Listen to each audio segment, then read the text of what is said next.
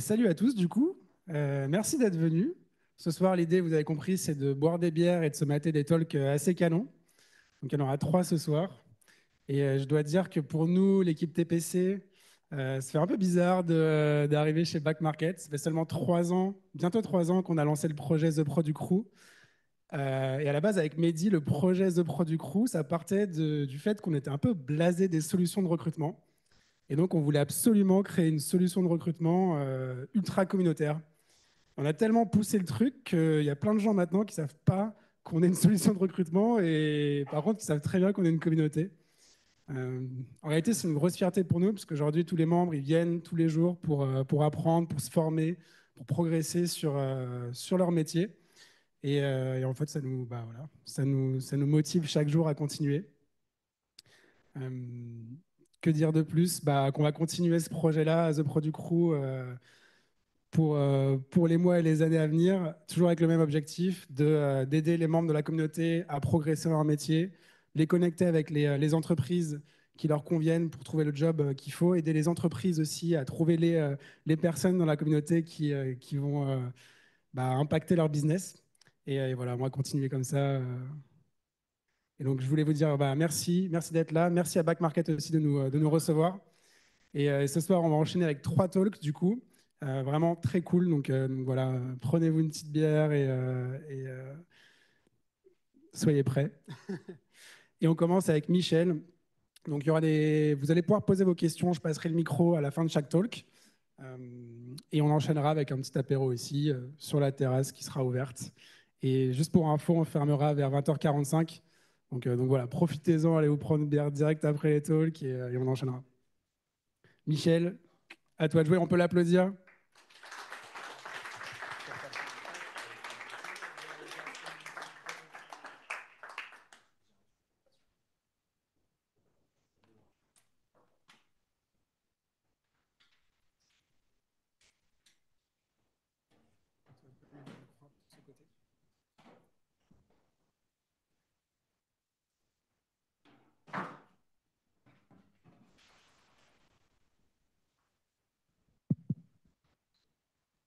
Bonjour.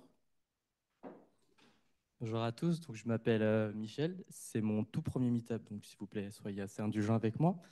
Donc, je suis front-end engineer chez Back Market. Alors, Back Market, c'est. Hop, hop, hop. Hein, qui... Ah non, la slide passe pas du tout. Ah, ça freeze. Ah, mais attends, alors, je vais tester parce que si ça met. Parfait. Donc, désolé. Donc, Back Market, c'est une place de marché reconditionnée, pour la tech reconditionnée, pardon. Donc, c'est aujourd'hui 1500 reconditionneurs dans le monde, 100 millions de clients, et c'est que le début. C'est présent dans 17 pays et c'est certifié B Corp depuis 2023. Donc, aujourd'hui, je suis venu surtout pour vous parler de comment améliorer la collaboration entre la tech, le produit et le design. Donc moi, dans la vie de tous les jours, je rencontre pas mal de problèmes. Donc, certains ingénieurs vont peut-être s'identifier aux problèmes que je rencontre. De temps en temps, on arrive avec des propositions de MVP qui sont beaucoup trop gros. Et on a besoin de les simplifier.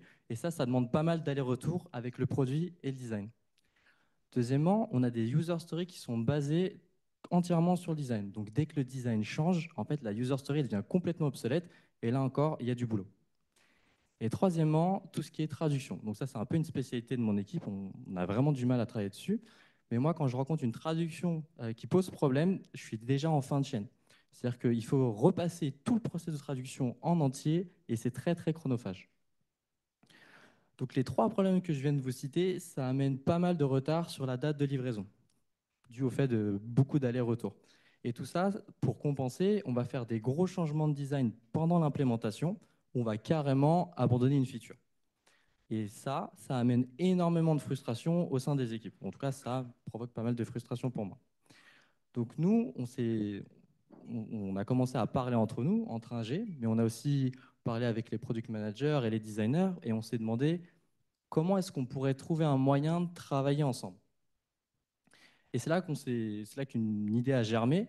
on pourrait aller voir les autres équipes à back market. Comment les autres équipes font pour délivrer, parce qu'elles sont soumises aux mêmes contraintes que nous et dans le même contexte. Elles utilisent les mêmes outils, elles doivent respecter les mêmes critères de qualité et elles doivent traduire dans les mêmes langues que nous, par exemple. Donc on est parti avec des collègues, interroger les autres équipes et on a rassemblé donc tous nos savoirs, tous les problèmes qu'on rencontrait, tous les trucs et astuces dans un document. Et ce document s'appelle le Delivery Playbook. Donc le Delivery Playbook, c'est typiquement une boîte à outils qui va comporter en fait tous les processus pour réaliser un projet. En tout cas, tous les processus qu'on pense importants pour réaliser un projet. On va aussi retrouver des templates et des astuces. Donc, il faut vraiment le voir comme un guide pour une nouvelle équipe junior si elle veut mener à bien son projet. Autre chose à noter, c'est que c'est un document, c'est une boîte à outils qui a été fait par et pour des personnes qui délivrent au quotidien. Donc maintenant, on va voir comment en fait on est arrivé à ce Delivery Playbook, donc le process de création. Donc premièrement, il nous fallait une équipe. Donc là, quand je dis on, c'est les personnes qui étaient intéressées par le projet et moi-même. Donc on a des personnes qui vont owner le projet, qui vont jouer le rôle de facilitateur et de communicant, c'est l'operational team. On a des personnes qui vont travailler activement sur le projet, donc qui vont participer aux différents rituels. C'est le working group dont je fais partie. Il y a aussi des personnes qui vont donner des retours sur le document, le feedback group, et enfin des sponsors qui vont valider le projet et le faire rayonner. Donc une fois qu'on a notre Dream Team, il est temps de passer vraiment à la création du Delivery Playbook. Donc ce qu'on a fait d'abord, c'est de faire un état des lieux sur notre façon de collaborer. On a dressé en fait une liste de toutes les étapes qu'on avait en tête sur les processus qu'on voulait mettre en place ou qu'on avait mis en place pour un projet. Donc ça peut être quand est-ce qu'on fait notre MVP, quand est-ce qu'on planifie notre rollout, quand est-ce qu'on refine nos stories. Donc toutes ces étapes, on va les mettre sur une frise dans l'ordre.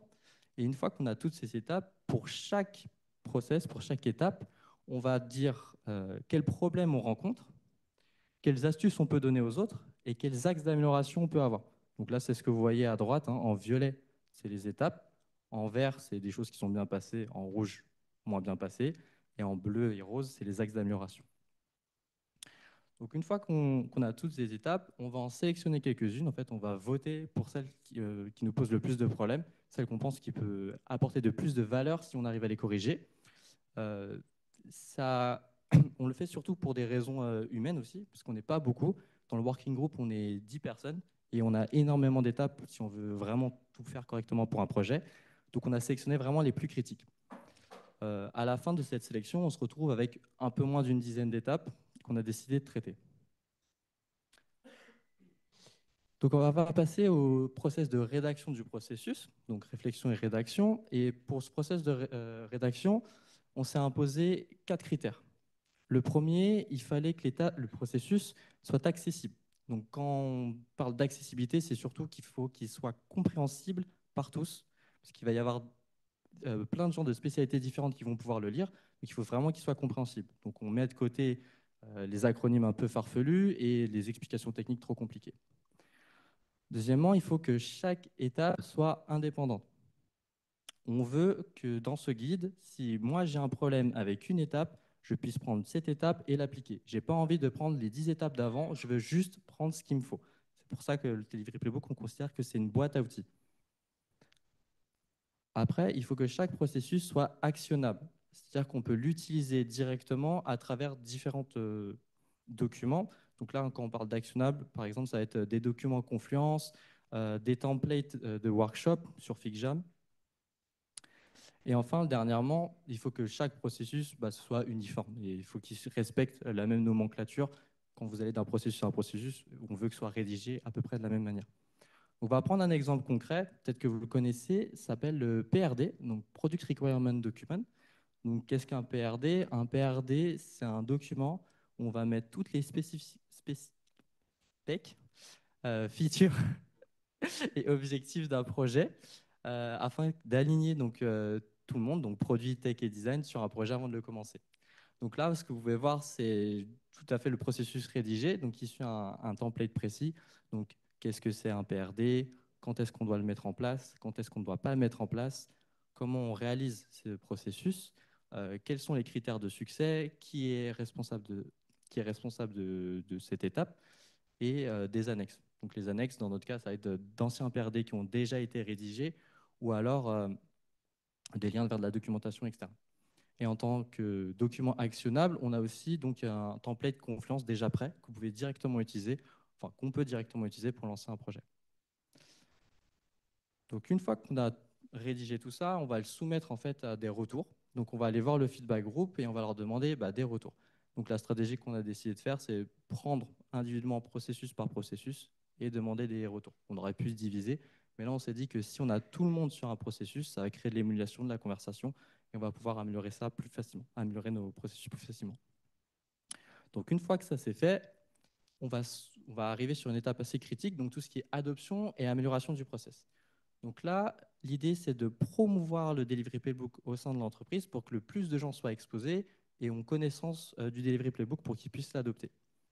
Donc c'est exactement le rôle de l'Operational Team. Donc ce qu'ils ont fait, c'est qu'ils sont partis dans les différents rituels des différentes spécialités. Donc à Back Market, on a quelque chose qui s'appelle les chapters. Donc par exemple, on a un chapter produit où il va y avoir tous les product managers présents. Il va y avoir un chapter design. Et donc, l'Operational Team est parti aux différents chapters pour promouvoir finalement le Delivery Playbook. Ce qu'ils ont fait aussi, c'est qu'ils sont partis carrément viser des projets, c'est-à-dire qu'ils sont partis voir des EM, donc des Engineering Managers et des Product Managers, pour leur dire « Ah, vous avez des projets, ce serait de super candidats pour Delivery Playbook, venez ». Donc, une fois qu'ils ont trouvé un pool de personnes qui étaient prêtes à tester, on les laissait libres de choisir les processus qu'ils voulaient tester. Par contre, ce qu'on leur demandait, c'est de nous fournir des données. Donc, notre seul KPI qu'on a décidé de prendre, c'est le nombre de retravail design pendant un projet. On considère que si on a peu, c'est-à-dire que finalement, le projet a peu varié pendant sa réalisation et que ça a été plus ou moins un succès. Donc, ce que vous pouvez voir à droite, là, le reward tracking, combien de fois on a retravaillé sur ça. Et donc, voilà. On a eu après des retours d'expérience. Donc, ça, c'est un retour d'expérience d'un département qui s'appelle CARE, donc tout ce qui est retour après-vente, service après-vente, pardon. Donc leur retour, c'est que en fait, donc eux, ils ont adopté le PRD, donc ce que je vous ai parlé juste avant. Et leur retour, c'est que c'est complexe au début, parce qu'il faut tous s'aligner en amont, mais qu'après, ça apporte plus de clarification, ça fait des estimations qui sont plus faciles, donc moins de surprises en fait pendant l'implémentation et moins de retard. Donc on est vachement content de ce retour, parce que pour le coup, on ramène la complexité qui est en aval, en amont, et ça permet vraiment, enfin tout le monde est plus content. Donc en résumé, la recette qu'on a appliquée, nous, c'est faire un état des lieux, choisir les process qui nous intéressaient, les rédiger, demander un retour aux différents groupes de feedback, enfin au feedback group, le présenter au plus de monde possible, et enfin essayer de militer pour son adoption. Donc un petit mot pour finir. Donc, le Delivery Playbook, on l'a traité vraiment comme un projet. Donc, c'est un projet avec son scope, son équipe attitrée, ses KPI. C'est un projet long terme, donc il faut vraiment y aller étape par étape. C'est une documentation qui est vivante et qui est liée à la taille de l'entreprise. En effet, le Delivery Playbook, il ne va pas avoir la même forme pour une entreprise de 20 personnes et une entreprise de 700 personnes. Et enfin, un dernier point, c'est qu'il faut vraiment faire attention à sa stratégie de communication pour essayer d'évangéliser, parce que nous, c'est une partie où on a eu un peu plus de mal, donc vraiment faire en sorte qu'il soit adopté massivement. Voilà, c'est tout pour moi. Si vous avez des questions. Super, je vais passer le micro du coup.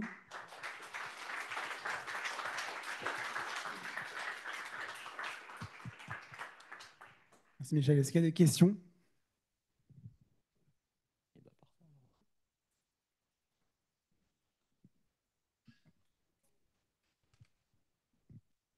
Merci pour la présentation.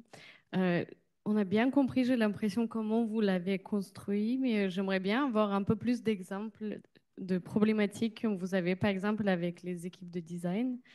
Par exemple, beaucoup de changements de design au dernier moment. Comment vous avez abordé ça? Comment c'était résolu? Juste, voilà, un exemple, parce qu'on a exactement la même problématique. J'aimerais bien connaître.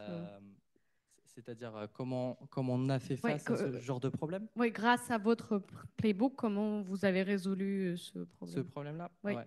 Alors, en fait, avant, sans s'en rendre compte, on faisait un peu du waterfall, un peu déguisé. Hein. Finalement, c'est le produit qui passe, le design qui design et les ingés qui implémentent. Et avec ce Delivery Playbook, nous, ce qu'on a voulu, c'est peut-être pas très bien montré, mais c'est qu'à chaque étape, en fait, les trois parties vont être énormément impliquées. La seule différence, c'est qu'il va y avoir juste une personne owner qui va être mise en avant, mais en fait, on va beaucoup plus collaborer. Par exemple, quelque chose qu'on ne faisait pas avant et qu'on fait maintenant, c'est des séances de co-design. C'est-à-dire que les ingénieurs et les designers vont designer en même temps. Comme ça, le designer, il peut designer et l'ingénieur peut le calmer parce que le designer, de temps en temps, il a des envies un peu farfelues. Et ça permet en fait de limiter lors de la phase d'implémentation les surprises. Quand le designer il arrive avec une maquette qui est infaisable, on ne lui dit pas après coup, mais pendant la phase de design. J'espère que j'ai répondu à ta question.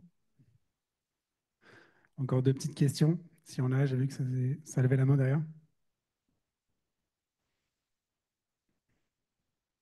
Yes, Guillaume. Ouais, je suis là. Bonjour. Hello. Je me demandais comment vous avez fait pour atterrir quand vous devez mettre tout le monde d'accord pour valider un document. C'est habituellement ce qui peut traîner très longtemps. Donc, je suppose que tu parles du PRD. Enfin, en tout cas, c'est le processus. Alors, pour faire une petite histoire du PRD, nous, on n'utilisait pas du tout ça avant. Je pense qu'on faisait.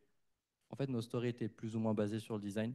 On ne regroupait pas nos specs dans un seul et même document. Euh, Et comme tu dis, en fait, le PRD, c'est un énorme document qu'on va lancer en début de projet, qui va demander beaucoup de temps d'écriture et en fait qui va demander beaucoup d'intention de tout le monde. Parce que là, ce que je vous dis, c'est qu'il y a les ingénieurs, le produit et le design dessus, mais il y a aussi les stakeholders, donc qui vont avoir leur droit de regard pour voir l'impact que ce projet a. Il va y avoir les engineering managers, comment ça s'insère dans une roadmap. Donc là, c'est vraiment un document qui prend beaucoup de temps à faire et qui un peu lance le projet. Une fois que tout le monde l'a lu, l'a validé, l'a bien compris, on est d'accord pour faire ça et strictement ça. On n'ajoutera pas plus de choses, on essaiera de ne pas retirer de choses. Et ben, on est d'accord sur ce qu'on fait et on y va. Donc ça, c'est comme le retour que je vous ai montré, c'est très long de s'accorder dessus, mais on se dit qu'une fois qu'on l'a fait, normalement, il n'y a plus de surprise après. Top. Est-ce qu'il y a une dernière question? Moi, j'en ai une. Le retour, le feedback que tu partageais, c'était sur l'alignement.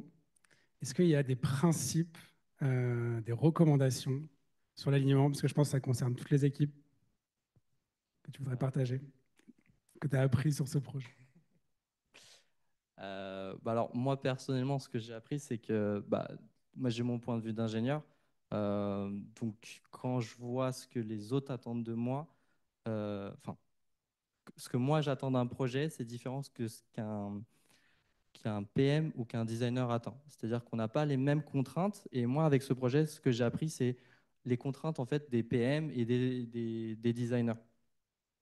En travaillant avec eux, par exemple, je prends un exemple tout bête, c'est nous, quand le MVP est trop gros et qu'on leur redemande de travailler dessus, ce que m'ont dit les designers, c'est ah oui, vous nous demandez de travailler dessus, mais moi, je suis sur plein de projets de design en même temps. Et le travail que tu me demandes de faire, en fait, le design que j'ai fait pour ce MVP, je l'ai fait il y a 8 mois. Donc, il faut que je revienne dessus, que je retravaille. Et c'est là que je me suis dit, ah d'accord, eux, ils ont aussi d'autres problèmes. Et le fait de partager en fait ces problèmes avec les PM, avec les designers, moi, je n'avais pas ce point de vue-là avant. Et je pense qu'on va devoir évacuer le bâtiment. Et je ne l'avais pas avant. Ok, trop bien, merci.